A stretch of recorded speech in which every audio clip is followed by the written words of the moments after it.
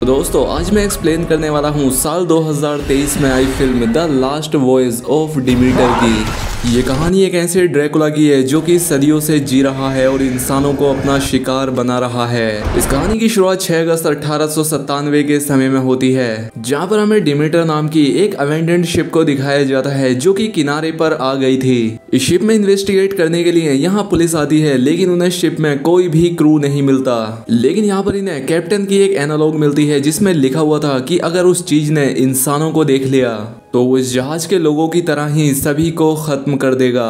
और ये सारी चीजें देखकर इन लोगों की हालत खराब हो जाती है। इसके बाद कहानी 4 हफ्ते पहले चली जाती है, जहाँ पर हम डिमीटर नाम की उसी शिप को देखते हैं। इस शिप के कैप्टन एलियट इस शिप में सामान लोड करा रहे थे और इस सामान को उन्हें लंदन लेकर जाना था, लेकिन सामान को लोड करने के लिए उन्हें कुछ और लोगों की जरूरत थी। जिसके बाद शिप का मालिक वो चेक और लोगों को जमा करने के लिए जाता है। इसी दौरान यहाँ पर उनकी मुलाकात क्लेमेंस नाम के एक आदमी से होती है जो कि पेशे से एक डॉक्टर है और उसे भी इंग्लैंड की तरफ जाना था, लेकिन इन्हें कार्गो लोड करने के लिए किसी डॉक्टर की जरूरत नहीं थी, इसलिए वो उसे नहीं चुनते। खैर, अब इसके बाद कुछ लोगों को चुना जाता है जो कि सामान को शिप में लोड करने लगते हैं, लेकिन तभी एक बड़ा सा बॉक्स कैप्टन एलियट के ग्रैंडसन टोबे पर गिरने वाला होता है, लेकिन सही समय पर क्लेमेंस आकर उसे बचा लेता है। इससे खुश होकर कैप्टन एलियट उसे अपने शिप पर आने की परमिशन दे देते हैं। यहाँ हमें पता लगता है कि जो कार्गो इनके हाथ से छूटा था वो एक इंसान के डर की वजह से छूटा था, क्योंकि उसने इस कार्गो पर लगे हुए कुछ निशान को देखा था और उसका मानना था कि ये निशान शापित हैं। इन निशानों का मतलब है कोई बड़ी मुसीबत आना। इसलिए वो कैप्टन पर चिल्लाता है कि तुम बहुत बड़ी गलती कर रहे हो और इसके बाद वो यहाँ से चला जाता है। खैर, अब जब सभी सामान लोड हो चुका होता है तो सभी लोग उस शिप को लेकर यहाँ से निकल जाते हैं और शिप को यहाँ से निकलता हुआ देखकर उस जगह के लोकल लोग उस शिप के लिए प्रे करते हैं। वहीं हम शिप पर देखते हैं कि अब टोबी क्लेमेंस को पूरे शिप का टूर कराता है और कैप्टन एलियट अपने लॉग्स को पूरा करते हैं, जिसमें वो अपने पहले दिन की सफर की बातें लिखते हैं। वो लिख रहे थे कि उन्हें लंदन पहुंचने में लगभग 4 हफ्ते लगेंगे।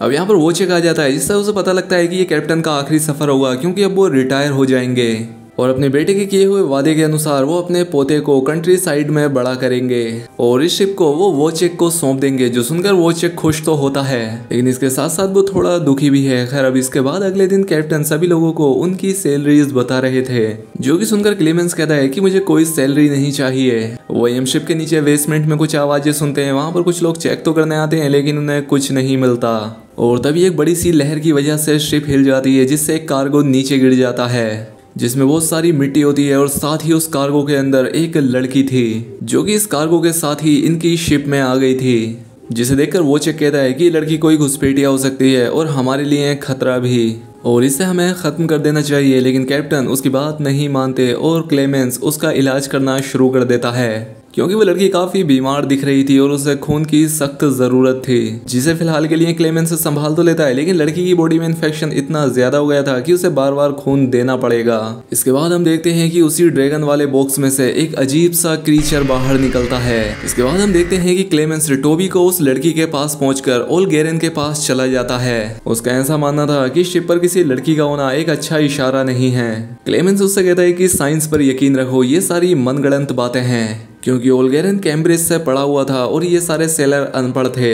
और उसी दौरान ओलगेरन की नज़र उसी अजीब से ड्रैकुला पर पड़ती है, जिसकी वो थोड़ी सी झलक देख पाया था। वो इससे डर जाता है। वो इस बारे में क्लेमेंस को बताता है, लेकिन क्लेमेंस उसकी बातों पर ध्यान नहीं देता। वहीं दूसरी तरफ हम देखते हैं कि टोबी का डॉग लाइव स्टॉक की तरफ देखकर तेजी से भौंकने लगता है, जहाँ पर वो क्रीचर उस डॉग की भी जान ले लेता है। इसके बाद इस शिप का कुक वहां पर पकाने के लिए जानवर लेने के लिए आता है, लेकिन वो देखता है कि यहाँ पर एक भी जानवर जिंदा नहीं बचा है। इस बारे में वो जाकर कैप्टन को बताता है और जब कैप्टन ये देखते हैं तो वो सभी लोगों को अलर्ट रहने के लिए कहते हैं और कहते हैं जिसने भी किया है वो खुद ही सामने आ जाए।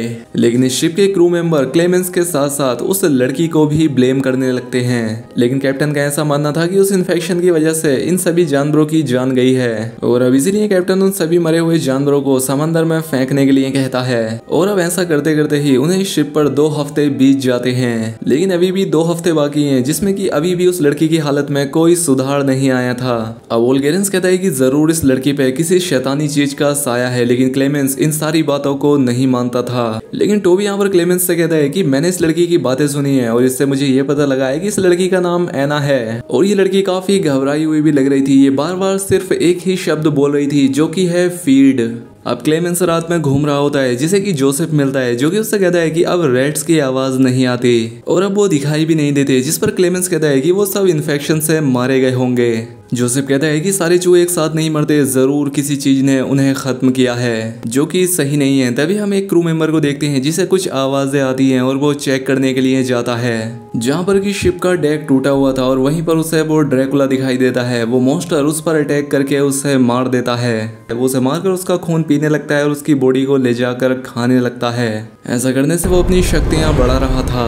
रात में क्लेमेंस ने भी वो टूटा हुआ डेक देखा था और उन्हें वहां पर एक चाकू भी मिलता है और यहाँ पर इन्हें वो क्रू मेंबर गायब मिलता है। अब वोचेक को क्लेमेंस पर शक होता है, लेकिन वो यहाँ पर उसका शक दूर करता है। वो कहता है कि मैंने उन जानवरों की चोटों को एग्जामिन किया था, वो किसी के काटने के निशान थे। अब एना को भी होश आ जाता है, वो बाहर आ जाती है और ये सुनकर वो काफी डर जाती है। वो कहती है कि वो यहाँ पर आ चुका है, हमें शिप से चले जाना चाहिए, लेकिन क्लेमेंस उसे संभालता है। उसे लगता है कि उसे बुरे सपने आ रहे हैं जिस वजह से वो ऐसा कर रही है। अब क्लेमेंस उससे बात करता है कि वो बाहर किस बारे में बात कर रही थी। वो कहती है कि वो एक शैतान, एक ड्रैकुला है जो कि माउंटेन के ऊपर एक कैसल में रहता है और रात में बाहर निकलकर लोगों का शिकार करके उनका खून पीता है और सभी लोग उसे ड्रैकुला बुलाते हैं। मैं उसके कैसल के नीचे रही हूँ और वो रोज मेरा थोड़ा थोड़ा खून पीता था और अब वो शिप पर आ गया है। अब यहाँ कोई नहीं बचेगा।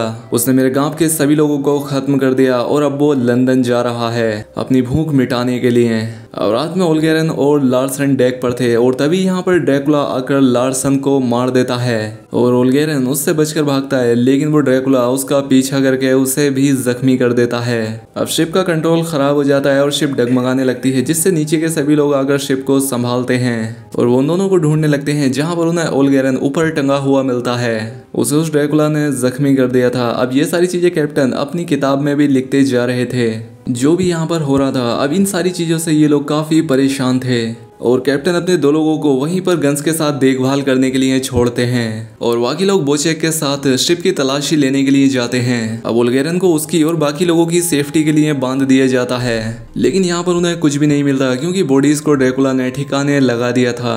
कैप्टन टोबी को अपने केबिन में छोड़ कर गए थे, तभी हम ड्रैकुला को बाहर आते हुए देखते हैं। अब ओल्गेरन भी इन्फेक्टेड हो चुका था, वो एक वैम्पायर में बदल जाता है। टोबी भी वहां पर घूम रहा था, लेकिन अब ओल्गेरन टोबे पर अटैक कर देता है, इसलिए टोबी जल्दी से खुद को कैप्टन के केबिन में बंद कर लेता है और सभी लोगों को अपनी हेल्प के लिए बुला लेता है। उसकी आवाज सुनकर सभी लोग यहाँ पर आ जाते हैं और बाहर खड़े ओल्गेरन को देखते हैं। वो इन पर अटैक करने की कोशिश करता है, लेकिन वोचेक उसे रोक लेता है और क्लेमेंस और कैप्टन केबिन को खोलने की कोशिश करते हैं जिसमें टोबे था, लेकिन अंदर ड्रैकुला होता है जिसे ये लोग देख लेते हैं। लेकिन अब देर हो चुकी थी, वो ड्रैकुला अब टोबे का भी खून पी लेता है। तभी यहाँ पर जल्दी से एना आकर उस केबिन का लॉक तोड़ती है। ड्रैकुला यहाँ से भाग जाता है। अब ये लोग टोबे को संभालते हैं और क्लेमेंस उसका इलाज करता है। अब कैप्टन बहुत ज्यादा दुखी हो जाते हैं। अब 1 अगस्त हो जाता है और लंदन 5 दिन की दूरी पर था। अब इन्होंने ओल्गेरन को बाहर बांध दिया था, जिससे क्लेमेंस बात करने की कोशिश करता है, लेकिन तभी सुबह हो जाती है और सूरज की रोशनी से ओल्गेरन जलने लगता है, जिससे कि वोचेक उसे शूट कर देता है। खैर अब इसके बाद ये सभी लोग एक जगह पर बात कर रहे थे और यहाँ पर जोसेफ कहता है कि भगवान हमें हमारे गुनाहों की सजा दे रहा है, उसने इसीलिए शैतान को भेजा है और अब हम सब भी मारे जाएंगे। अब यहाँ पर क्लेमेंस कहता है कि जो सिम्टम्स ओल्गेरन के अंदर थे वो अब टोबी के अंदर भी आ गए होंगे, जिस पर वोचेक कहता है कि तो क्या अब हमें उसे भी मारना होगा, लेकिन क्लेमेंस कहता है कि नहीं, हमें उस चीज को ढूंढना होगा जिससे हम पता लगा सकें कि हम टोबी को कैसे बचा सकते हैं। अब क्लेमेंस एना के साथ साथ उन कार्गो को चेक करने के लिए जाता है। इन्हें वो जगह तो मिल जाती है, लेकिन उसके अंदर वो ड्रैकुला नहीं था और वो शिप से बचकर भाग रहे जोसेफ के ऊपर अटैक कर देता है, वो उसे मार डालता है। तभी क्लेमेन और एना बात करते हैं कि ये क्रेट्स एक प्राइवेट शिपमेंट है, लेकिन इस पर ओनर का नाम नहीं है, जिस पर एना बताती है कि ड्रैकुला को लंदन भेजा जा रहा है क्योंकि अब उसकी कंट्री में फीड करने के लिए कोई नहीं बचा है। खैर अब अगले दिन टोबी की जान चली जाती है, जिससे कैप्टन पूरी तरह से टूट जाते हैं और वो अपने बेटे से किया हुआ वादा नहीं निभा पाए थे। अब कैप्टन को उसकी बॉडी मूव होती हुई दिखाई देती है और अब उसकी बॉडी को खोल कर देखते हैं। दरअसल टोबी भी वैम्पायर बन चुका था।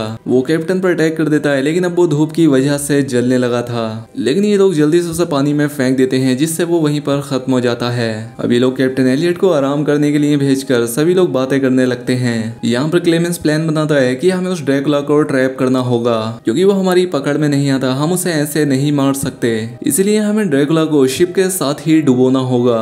अब क्लेमेंस कैप्टन के पास जाकर उन्हें ये सारी बातें बताता है, लेकिन कैप्टन इस चीज के खिलाफ थे क्योंकि ड्रैकुला ने उनसे कहा था कि वो उन्हें टोबी वापस दे देगा, जिस पर एना उन्हें समझाती है कि ये सारी उसकी झूठी बातें हैं। वो हमारे इमोशन को हमारे ही खिलाफ इस्तेमाल करता है। वो अपनी कहानी भी बताती है जहाँ पर ड्रैकुला उसे बॉक्स में रख के उसके खून को फीड करता था। कैप्टन को उसकी बात समझ आ जाती है और वो कहते हैं कि आखिरी बार शिप को मैं ही चलाऊंगा, क्योंकि जिसके लिए वो जीना चाहते थे अब वो भी नहीं रहा।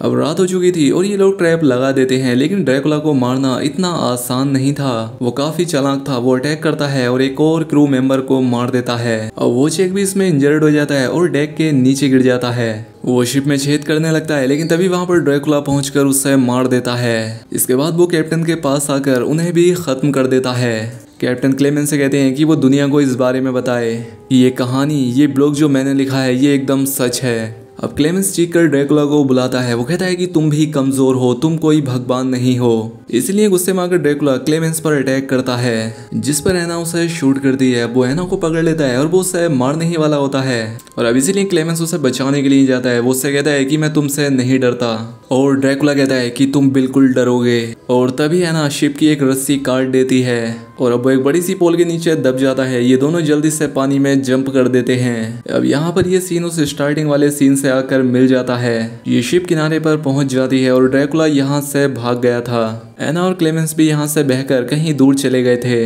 अब एना भी उसके काटने की वजह से वैम्पायर बनने लगी थी। वो क्लेमेंस से एक आखिरी बार बात करती है और तभी सूरज निकलने लगता है और अब वो भी मारी जाती है। इसके बाद हमें कुछ दिनों बाद का सीन दिखाया जाता है जहाँ पर हम क्लेमेंस को लंदन में देखते हैं और अब हर जगह पर उस घोस्ट शिप की बात फैल चुकी थी, जिस पर कोई भी नहीं बचा था। हालांकि क्लेमेंस और ड्रैकुला भी बच गए थे, लेकिन ये बात किसी को नहीं पता थी। अब क्लेमेंस नरेट करता है कि ड्रैकुला शहर में आ चुका है, जिसके बारे में कोई नहीं जानता, लेकिन मैं जानता हूँ कि वो कहाँ छिपता है। और अब हम ड्रैकुला की एक झलक देखते हैं, जो कि एक बार में इंसानों के बीच में बैठा था। उसकी नजर क्लेमेंस के ऊपर है और क्लेमेंस भी उसे ढूंढ रहा है, जिससे वो उससे बदला ले पाए। और अब इसी सीन के साथ ये फिल्म, ये कहानी यहाँ पर खत्म हो जाती है। दोस्तों वीडियो अच्छी लगी हो तो हमें कमेंट करके ज़रूर बताएं और चैनल पर पहली बार आए हैं तो सब्सक्राइब भी कर लें। मिलते हैं हमारी अगली वीडियो में।